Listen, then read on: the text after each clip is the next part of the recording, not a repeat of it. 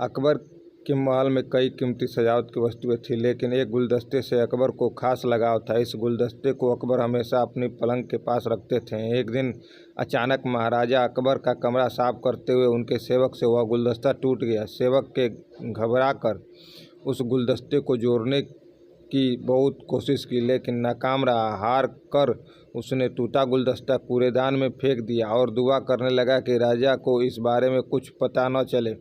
कुछ देर बाद महाराज अकबर जब महल लौटे तो उन्होंने देखा कि उनका प्रिय गुलदस्ता अपनी जगह पर नहीं है। राजा ने सेवक से उस गुलदस्ते के बारे में पूछा तो सेवक डर के मारे कांपने लगा। सेवक को जल्दी में कोई अच्छा बहाना नहीं सूझा तो उसने कहा कि महाराज, उस गुलदस्ते को मैं अपने घर ले गया हूँ ताकि अच्छे से साफ कर सकूं। यह सुनते ही अकबर बोले, मुझे तुरंत वो गुलदस्ता लाकर दो। अब सेवक के पास बचने का कोई रास्ता नहीं था। सेवक ने महाराज अकबर को सच बता दिया कि वह गुलदस्ता टूट चुका है। यह सुनकर राजा आग बबूला हो गए। क्रोध में राजा ने उस सेवक को फांसी की सज़ा सुना दी। राजा ने कहा, झूठ मैं बर्दाश्त नहीं करता हूँ। जब गुलदस्ता टूट गया था तो झूठ बोलने की क्या ज़रूरत थी। अगले दिन इस घटना के बारे में जब सभा में जिक्र हुआ तो बीरबल ने इस बात का विरोध किया। बीरबल बोले कि झूठ हर व्यक्ति कभी न कभी बोलता ही है। किसी के झूठ बोलने से अगर कुछ बुरा या गलत नहीं होता तो झूठ बोलना गलत नहीं है। बीरबल के मुंह से ऐसे शब्द सुनकर अकबर उसी समय बीरबल पर भड़क गए। उन्होंने सभा में लोगों से पूछा कि कोई ऐसा है यहाँ जिसने झूठ बोला हो।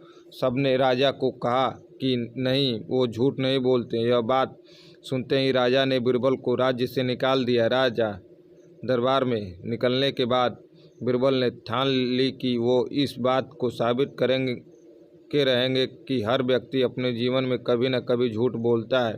बीरबल के दिमाग में एक तरकीब आई, जिसके बाद बीरबल सीधे सुनार के पास गए। उन्होंने जौहरी से सोने की गेहूं जैसी दिखने वाली बाली बनवाई और उसे लेकर महाराजा अकबर की सभा में पहुंच गए। अकबर ने जैसे ही बीरबल को सभा में देखा तो पूछा कि अब तुम यहाँ क्यों आए हो। बीरबल ने बोले, जहाँ पना आज ऐसा चमत्कार होगा जो किसी ने कभी नहीं देखा होगा। बस आपको मेरी पूरी बात सुननी होगी। राजा अकबर और सभी सभापतियों की जिज्ञासा बढ़ गई और राजा ने बीरबल को अपनी बात कहने की अनुमति दे दी। बीरबल बोले, आज मुझे रास्ते में एक सिद्ध पुरुष के दर्शन हुए। उन्होंने मुझे यह सोने से बनी गेहूं की बाली दी और कहा कि इसे जिस भी खेत में लगाओगे वहाँ सोने की फसल उगेगी।